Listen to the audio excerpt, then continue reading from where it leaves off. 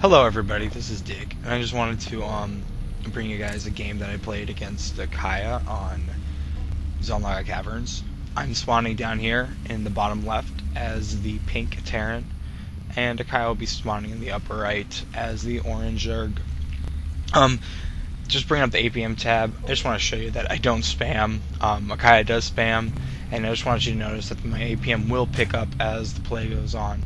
But I wanted to bring this game to you guys because it just shows you how powerful Terran can be on this map, how hard it is for Zerg to stop it as long as you can get to the late game. There's a lot of cheese strategies out there against Zerg, but this is a good game where if you just macro up, it's very hard to kill a Terran army. So what I'm doing right now is I'm walling in at the bottom of the ramp. What I'm wanting to do is to prevent him from scouting. So my plan is to fast expand. I don't want him to know what I'm doing. Kaya is just doing his normal, like he does about like 11 pool speedling build, and he should be throwing out a pool right about now. Yes, he does. And he should be getting lings out just to put some pressure on. But you can see the bottom left, I am walled in. It is a tight wall off. You'll see that this drone will start harassing. Now the problem with this wall off is that you have to pull another SCV just to get him over there. It's far away from your main, and I believe this drone is going to get a kill. Yep, he's going to kill that SCV. But the good thing is the nice scouting into the base. Bad thing is it's really easy to pick off the SCV. Throw down another barracks just because I want to get this barracks done. Looks like this SCV might go down, and there it goes. It dies. So go figure. I lost 2 SCVs. But again, the strat behind this, if you're having problems, is to try to macro up. So even though I lost 2 SCVs, I'm going to try to macro up, and that's going to be my game plan the entire time. So I'm going to send this SCV out to scout.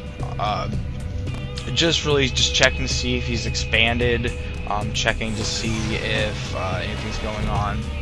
I will be getting some Marines here to pick off any scouting overlords.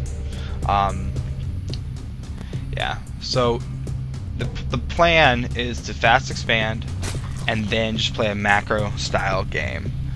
So Akai is doing his normal build. He should be expanding here in a second. I don't really think I'm going to get too much scouting done, but what I do see is there's nothing really cheesy going on. It seems like standard play. No roaches going to be coming out. If you see roaches, the way you want to respond to that is to get marauders. I'm moving my Marines out to pick off that stray overlord. Supply blocking a Zerg this early in the game is essential. Seeing they want to be droning up, they want to be expanding. If you're killing this overlord, it puts all that on hold. And this overlord will go down. So as this game progresses, you see that he is in the red. 3 supply pack, 21 of 18. His money is still low because of Overlord coming on the way. But I am throwing down my expansion at roughly the same time as Akaya. I got a bunker up in the upper left part of the expansion. I'm getting Marines in that. I'm going to be getting double gas. I want to get the tanks as fast as possible. I want to be turtling. I'm going to be throwing down another bunker on the right side, and this is going to create like a good wall that speedlings and other things can't get through. If you notice, they can try to come in through this little hallway, run around back there, but it won't be no avail. Sorry for the camera work, I had to record this earlier. But as you can see, they have to go in through this back way, and then even with that supply depot that I have, that will be able to wall off at any given time. So these 2 bunkers should be able to support each other if one's under attack, at least on the nearest side to each bunker. And you'll see here in a second, I'm pushing up these 5 Marines. This is just a little push. It is not designed to kill anything. I just want him to be building more lings. And you can see in the production tab, he is building more lings. Just now starting to build some drones. Lings don't really scare me as Terran. They're really easy to kill. All Terran units are ranged. Lings won't even get close enough to really kill these Marines. I am going to be walling off this little back door just to prevent harassment, and also just to give me a warning if anything's coming up there. So it does get his expansion down, throwing down a spine crawler, thinking that I'm going to be attacking, which I'm not.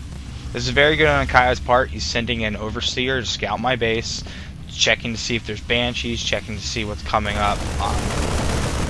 Again, I'm just massing Marines because I don't see any roaches. I'm always worried about mutas, and clearly there's a spire on the way, so that is a good threat on this map, especially since you guys are relatively far apart. It's always good to muta harass and keep people off the expansions. So that overseer is going to get away, and I'm going to go back to my game plan after I try to chase down this stupid changeling. My game plan, again, is just macro up. I want to get to a point where the Terran army just gets powerful with upgrades, and there's nothing really the Zerg can do about it. So as the Zerg macros up here, I'm doing the exact same thing. You see our incomes are basically the same. As soon as these mules start hitting, though, me, the pink player, is going to start taking the lead. I haven't started mining gas because, again, I'm just going a lot of basic Marines, and then I should be getting some tanks out here relatively soon. I do have a factory on the way. I have turrets on the way. I also have stim and +1 attack on the way. Throwing down those turrets in the back of my mineral line. Just don't want any mutas to harass. And to Akaya's credit, he doesn't actually go much mutas this game. It's almost like he knows that I'm preparing for that. So as you can see, once this turret gets up and those two bunkers are there, this is a pretty well defended base. There's not much the Zerg can do unless he wants to attack into it. And just a little bit of foreshadowing, you're going to see later when a maxed out Zerg army actually attacks into a Terran defended position. It's not a good sight. So again, he has a bunch of speedlings. Speedling army is good if you can catch stray units out of the way, but not really that good if you're trying to take on bunkers and in tight little corners like just what you just saw. Those lings pretty much died. The good thing is I wanted to see Akaya see me move out. This is just to take the gold. It's not to push. I want him to think that I might be pushing, but I'm not going to. So if you look on your mini map, you can kind of see that the next logical step in the progression is to take the gold base, and that's what I'm poised to do. I do have so these lanes are going to push up, see the Marine army, and just run away. They could have engaged. It probably would have been an even trade, but he wisely decides to back up and instead starts producing banelings. As you can see, I wanted to show you the resources, the income is basically exactly the same, and there's a huge harvester difference by 20 workers. That's huge. 1 second, I'm just pushing up here. I just want to get that baneling count down. I was checking to see if he had a gold base. He didn't. I overstimmed my units, but I wanted to run up there and pick off as many banelings as possible. So right now my army size is larger than Akaya's. Now remember, he has like a 20 harvester advantage, but the big difference is, as the Terran army, you have mules. The mules will make up for that huge advantage. And also the army size, 78 food to now just 75 food, and my army is larger just simply because I didn't have to spend the money on harvesters. So if you're Terran and you don't have to worry about cloak things like banshees or like burrowed units, use the mules. Akaya gets his third base up, but I'm getting my third base up at the gold, and once this hits, the economy is just going to skyrocket. So the whole purpose of this game is to set up a defensive position. I blocked off this back door. The only way you can come in is through those rocks. They're not destroyed yet. If he wants to try to come in through here, I can put siege tanks up on this ledge, and there's just no way to get into this base. That's the only way up through there. As soon as the siege tanks start coming out, I'm going to start putting them up here at the top at my gold base, and I'm going to string them down into my main and on the ledge. The plan is to make the Zerg attack me. If you get your gold base up, you have your main and you have your natural expansion, you're good. A little poke up here, just keep the creep from spreading everywhere.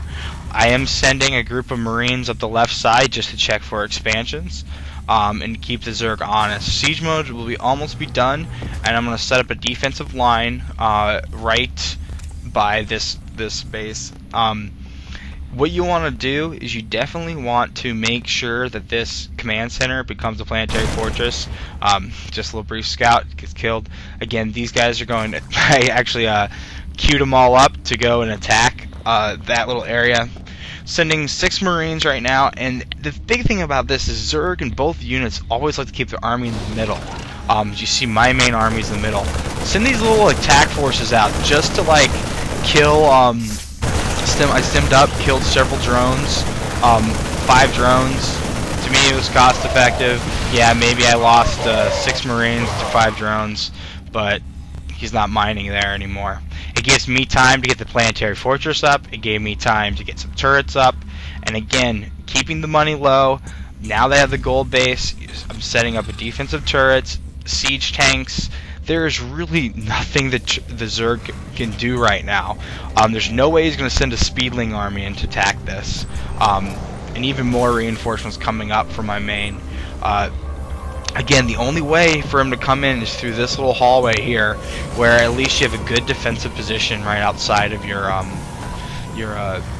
expansion. So as you can see, like again, the Zerg is going to be trying to expand to the gold. I am going to be sitting, mining, massing up. I should be getting some Thors out. I should be upgrading. Doesn't mean I'm going to, but oh my gosh, now it's a 25 harvester advantage. A 25 harvester advantage for Akaya, but the big difference is I have the gold base, and he does have a slight economic lead, getting these Marines surrounded and killed. Good job by Akaya killing the army. But even though he killed my army, the food lead, he just macroed up. That big difference is just simply harvesters. It's not necessarily attacking units, it's harvesters. So right now, me and him are even on the army size. Again, poking up to this expansion. I don't want to engage his main army. Stimming up. Hopefully gonna pick off this hatchery.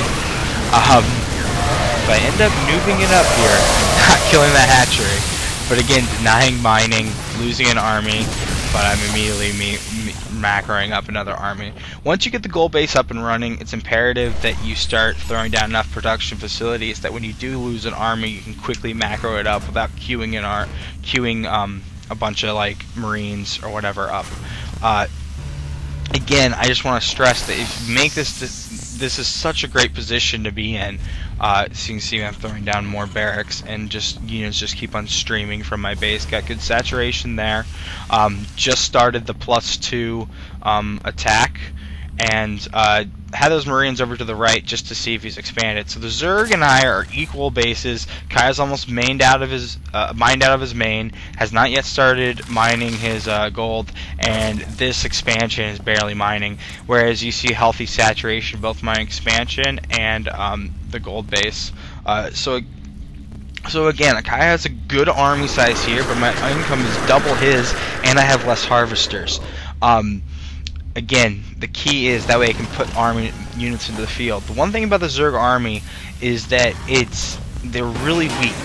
The units they have are typically weak unless they're Ultralists or Broodlords. So that means they're really, I'm gonna say disposable. Like, you need to be able to have a good economy to support them, because you're going to have to keep on throwing waves and waves of units. The Banelings, early on, I try to keep those Banelings numbers down by like attacking into him and hopefully getting him to explode all of his Banelings on a handful of Marines. And that's going to be my goal for the rest of the game, is to just try to keep him from getting this huge army. Kind of looks like I just threw away a lot of units, and I kind of did.